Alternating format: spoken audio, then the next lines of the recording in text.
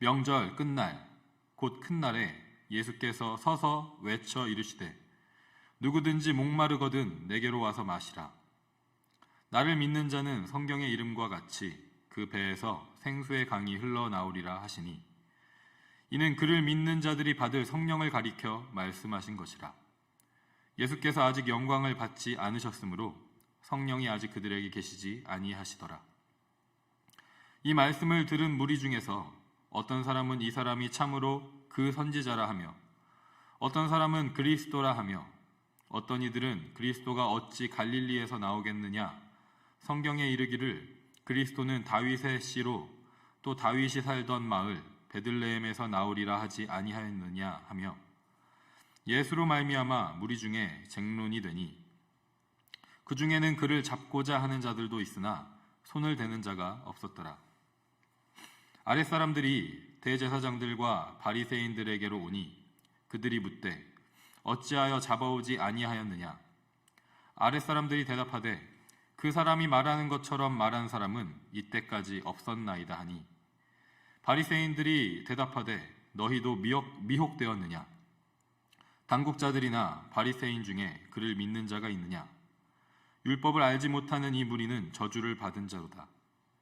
그 중에 한 사람 곧 전에 예수께 왔던 니고데모가 그들에게 말하되 우리 율법은 사람의 말을 듣고 그 행한 것을 알기 전에 심판하느냐. 그들이 대답하여 이르되 너도 갈릴리에서 왔느냐. 찾아보라. 갈릴리에서는 선지자가 나지 못하느니라 하였더라. 아멘. 불신의 걸림돌을 제거하소서라는 제목으로 함께 하나님의 말씀 나누도록 하겠습니다. 오늘 본문은 명절 끝날 곧 큰 날에 라고 시점을 명확하게 하면서 시작하고 있습니다. 여기서 말하는 명절은 7장 2절에 기록된 것처럼 초막절을 가리키고 있습니다. 유대인들이 지키는 여러 절기 중에 이스라엘 남자들이 의무적으로 예루살렘 성전에 올라가서 지켜야 했던 세 가지 명절이 있습니다.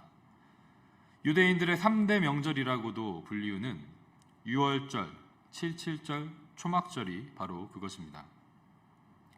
요한복음은 특별히 이 3대 명절의 의미를 각각의 명절에 직접 예루살렘 성전에 올라가서 지키셨던 예수님의 그 사역을 통해서 재해석하고 있습니다. 2장에서는 유월절, 5장에서는 칠칠절, 그리고 오늘 본문이 포함된 7장에서는 초막절을 다루고 있습니다. 그렇다면 초막절은 어떤 절기입니까? 레위기 23장 33절부터 하나님께서 모세를 통해 초막절을 어떻게 지켜야 하는지를 말씀해 주십니다. 유대 달력으로 7번째 달 15일에 우리가 지금 사용하는 달력을 기준으로 해서는 9월이나 10월 무렵에 안식일에 시작하여서 다음 이어지는 안식일까지 총 8일 동안 함께 모여서 하나님께 제사와 예배를 드립니다. 특별히 처음 7일 동안에는 실제로 초막을 짓고 그곳에 거주하면서 이스라엘 백성들은 이집트에서 자신들을 구원하셔서 광야로 인도하셨던 하나님을 자손 대대로 기억하고 기념하게 하셨습니다. 그래서 3,000년이 넘게 지난 지금까지도 유대인들은 이 초막절을 지키고 있습니다. 세계 각국에 흩어져 있는 유대인들이 모두 예루살렘에 모일 수는 없지만 각자 상황에 맞게, 제가 캐나다에 사는 유대인들을 만나봤을 때는 마당에 야드에 텐트를 쳐놓고 마치 캠핑하는 것처럼 자녀들과 함께 그들의 조상들이 광야에서 어떠한 생활을 했었는지, 또 하나님께서 그들을 어떻게 인도하셨는지를 함께 기억하고 또 하나님의 행하심에 대해서 가르치는 그런 전통을 지켜나가고 있는 것을 보았습니다. 그리고 성경에 직접적인 기록은 없지만 오늘 큐티인 설명에도 나오는 것처럼 이스라엘 백성들이 초막절에 행했던 전통 중에는 실로암 연못에서 물을 길러다가 제단에 붓는 의식이 있었습니다. 이것은 그들이 광야 생활을 할 때 반석에서 물이 솟아나오게 하셔서 마시게 해주신 하나님을 기억하면서 그 하나님께서 계속해서 알맞은 비를 내려주시고 또 그로 하여금 풍성한 열매를 맺게 하시기를 소망하고 기도하는 마음으로 행해져 왔던 전통으로 알려져 있습니다. 이러한 배경 가운데에서 오늘 본문 37절과 38절에 예수님께서 이렇게 말씀하시는 것입니다. 초막절의 마지막 8번째 날, 모든 사람들이 볼 수 있도록 일어서셔서 모든 사람들이 들을 수 있도록 큰 목소리로 외쳐서 말씀하십니다. 누구든지 목마르거든 내게로 와서 마시라. 나를 믿는 자는 성경의 이름과 같이 그 배에서 생수의 강이 흘러나오리라. 예수님께서는 이 선포를 통해서 이스라엘 백성들이 지키고 있는 초막절의 진정한 의미를 가르쳐주고 계신 것입니다. 반석에서 물이 솟아나게 하셨던 하나님이 여기 지금 계시다고 말씀하고 계신 것입니다. 예수님이 바로 반석에서 물을 내셔서 마시게 하셨던 그 하나님께서 보내신 자라고 말씀하시는 것입니다. 예수님이 바로 메시아, 그리스도, 하나님의 아들, 곧 하나님 자신이시라고 말씀하고 계신 것입니다. 이것을 믿는 자는 반석에서 물이 솟아나와서 마셨던 것처럼 그 배에서 영원히 마르지 않는 생수가 흘러나와서 마시게 될 것이라고 말씀하고 계신 것입니다. 그리고 요한복음 저자는 39절에서 이어지는 구절에서 이 생수는 예수 그리스도를 믿는 자들이 받게 될 성령 하나님이시라고 선포합니다. 그리고 예수님께서 십자가에서 죽으셨다가 다시 살아나셔서 하늘로 올라가실 때 예수님의 영광스러운 죽음과 부활과 승천의 역사가 이루어질 때 예수님은 제자들에게 이렇게 말씀하십니다. 요한복음 20장 22절에서 이 말씀을 하시고 그들을 향하사 숨을 내쉬며 이르시되 성령을 받으라. 아멘.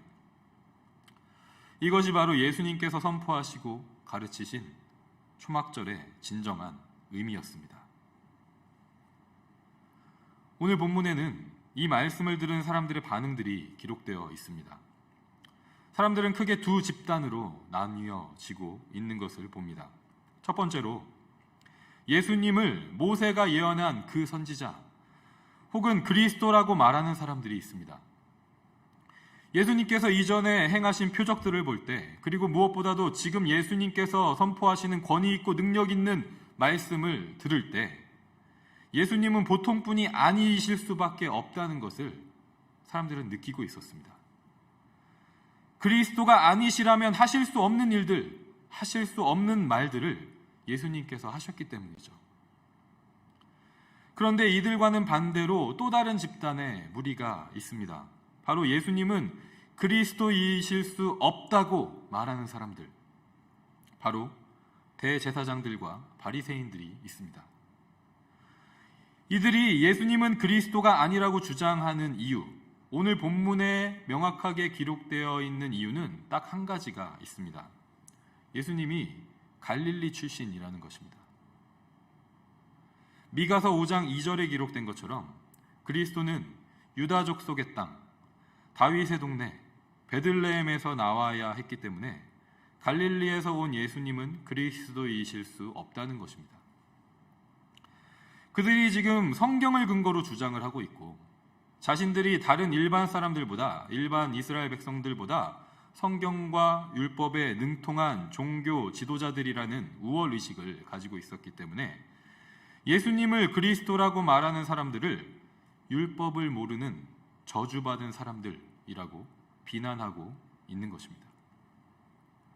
그런데 우리는 여기서 대제사장들과 바리새인들의 두 가지 잘못된 신앙의 모습을 발견하게 됩니다.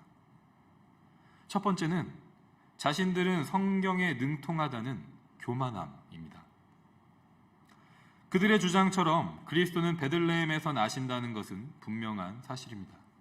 그런데 예수님이 갈릴리 출신이기 때문에 그리스도가 될 수 없다는 주장은 그들이 사실은 성경에 능통하지 않다는 것, 성경을 올바로 이해하지 못하고 있다는 것을 또한 보여줍니다. 이사야 9장 1절은 이렇게 말씀합니다. 전에 고통받던 자들에게는 흑암이 없으리로다. 옛적에는 여호와께서 스불론 땅과 납달리 땅이 멸시를 당하게 하셨더니 후에는 해변길과 요단 저쪽 이방의 갈릴리를 영화롭게 하셨느니라. 아멘. 스불론 지파와 납달리 지파의 땅이 바로 갈릴리 지역에 해당하는 곳이었는데, 이 지역은 예로부터 사사시대와 이스라엘 왕국시대에 주변의 많은 적들로부터 침략을 받고 고통받았던 지역이었습니다. 그래서 이 지역에 살던 이스라엘 백성들은 다른 이방 민족들의 영향을 많이 받을 수밖에 없었고, 그러한 이유 때문에 여러 가지 정치적인 이유로, 문화적인 이유로 다른 유대인들로부터 멸시받고 천대받았던 것입니다. 마치 사마리아 사람들이 유대인들에게 멸시받았던 것처럼 이 갈릴리 지역에 있는 사람들도 비슷한 그런 멸시와 천대를 받고 있었던 것입니다. 그런데 유대인들이 멸시하는 갈릴리 땅을 영화롭게 하신다고 하나님께서 분명히 말씀하고 계신 것입니다. 그 갈릴리 땅에 가장 먼저 빛이 비춰질 것이라고, 흑암 가운데, 어둠 가운데 밝은 빛이 비춰질 것이라고, 참 빛이신 예수님께서 그곳에서 사역하실 것을 예언하고 있는 것입니다. 대제사장들과 바리새인들의 두 번째 잘못된 신앙의 모습은 성경을 다른 사람들을 정죄하고 저주하는 도구로 사용하는 것이었습니다. 그들은 자신들이 다른 이스라엘 백성보다 성경에 더 능통하다는 잘못된 교만함과 더불어서 그곳을 이용해서 다른 사람들을 판단하고 비판하고 정죄합니다. 예수님이 그리스도라고 말하는 사람들, 그리고 자신들과 같은 바리새인이었던 니고데모까지도 정죄하고 저주합니다. 그리고 더 나아가서 오늘 본문 가운데 예수님은 그리스도가 아니시라고 예수님까지도 판단하고 비판하고 있습니다.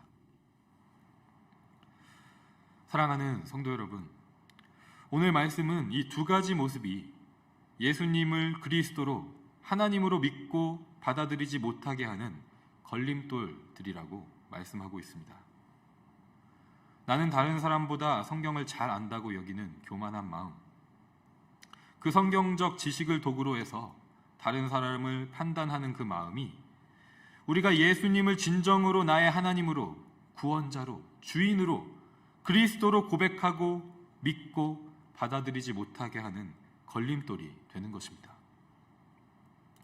우리에게도 이러한 교만함과 판단함이 있지 않습니까? 어떤 문제를 바라볼 때, 어떤 사람들을 바라볼 때 우리 안에는 너무나도 쉽게 이러한 교만함과 판단함이 자리 잡게 되는 것을 우리 스스로를 바라볼 때 느끼고 확인할 수 있는 것 같습니다. 우리 자신에게 있는 문제와 죄악을 바라보지 못하고 다른 사람들의 문제, 다른 사람들의 죄악을 보고 지적하기에 더 빠른 우리의 연약함을 보게 됩니다. 하지만 오늘 우리가 예수님께서 하신 말씀에 다시 귀 기울이기를 소망합니다. 예수님이 대제사장들과 바리새인들의 주장을 들으시고 어떻게 반응하셨는지는 성경에 기록되어 있지 않습니다. 예수님이 갈릴리 출신이라서 그리스도일 수 없다고 말하는 그들에게 예수님께서 이사야 9장 1절 말씀을 읽고 다시 오라고 말씀하시지 않으십니다. 자신이 자라신 곳은 갈릴리 나사렛이지만 태어난 곳은 베들레헴이라고도 말씀하지 않으십니다. 요한복음은 예수님의 출생지가 베들레헴이라는 것을 증명하는 것에는 관심이 없습니다. 요한복음은 단지 계속해서 반복해서 예수님은 하나님께서 보내신 자라고, 베들레헴에서 태어나신 것 이상으로 더 큰 증거가 있다고, 하나님께서 보내신 자라는 것을 계속해서 강조하고 있을 뿐입니다. 그리고 하나님께서 예수님을 보내셨듯이 예수님께서는 성령님을 보내실 것이라고 선포하고 말씀하고 있습니다. 그 성령님이 우리 배에서 흘러넘치는 영생의 생수가 되실 것이라고 선포하고 있습니다. 우리가 그 성령을 받을 것이라고 약속하고 계십니다. 성령을 받으면 무슨 일이 일어날까요? 요한복음 20장 22절과 23절 말씀을 마지막으로 읽고 말씀을 마치도록 하겠습니다. 제가 읽어드리도록 하겠습니다. 이 말씀을 하시고 그들을 향하사 숨을 내쉬며 이르시되 성령을 받으라. 너희가 누구의 죄든지 사하면 사하여질 것이요 누구의 죄든지 그대로 두면 그대로 있으리라 하시니라. 아멘. 성령을 받으면 정죄하기보다 용서합니다. 성령을 받으면 미워하기보다 사랑합니다. 성령을 받으면 우리가 예수님을 그리스도로 믿지 못하게 했던 걸림돌들이 제거되게 될 줄 믿습니다.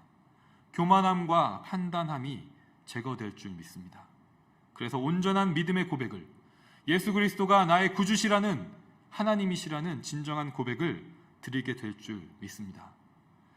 우리 믿음의 연약함을 겸손히 고백하면서 불신의 걸림돌을 제거해 주시기를 간구하는 오늘 이 아침, 하나님 앞에 간절히 간구하는 이 새벽이 되기를 우리 모든 에드몬튼 한인장로교회 믿음의 지체들, 성도님들 되시기를 주님의 이름으로 간절히 축복하고 소망합니다.